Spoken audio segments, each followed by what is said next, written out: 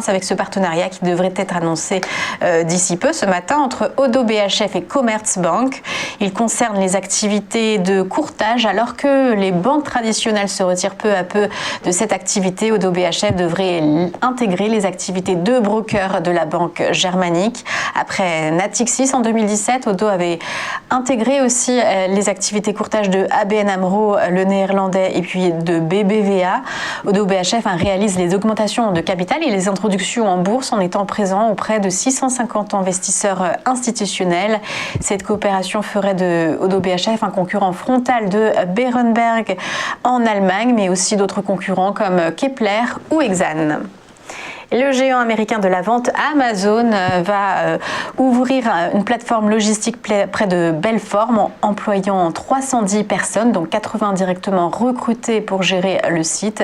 D'une surface de près de 70 000 de mètres carrés, cette base logistique spécialisée dans le dernier kilomètre sera implantée sur un terrain belfortain. Ce site a été choisi compte tenu de la situation géographique près des frontières suisses et allemandes et le long d'un axe routier important, l'autoroute A36. Un autre projet de même envergure se prépare dans la région et serait également attribué à Amazon.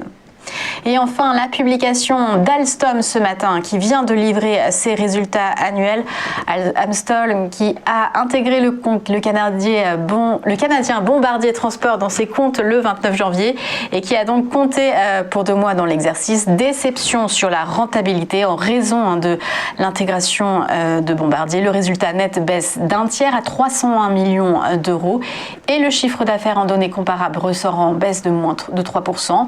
L'industriel a par ailleurs annoncé avoir comptabilisé une provision de 632 millions d'euros liée au risque des contrats de Bombardier Transport qui pèsent sur son résultat net.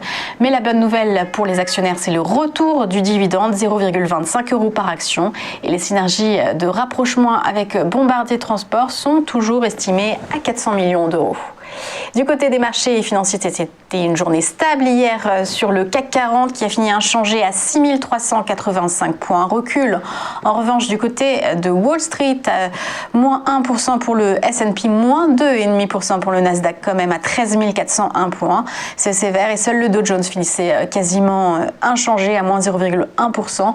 Et ce matin, la baisse reprend de plus belle. Les futurs en Europe sont en baisse de plus de 1% et le Nikkei à Tokyo a perdu 3%. A tout de suite pour le chrono CAC.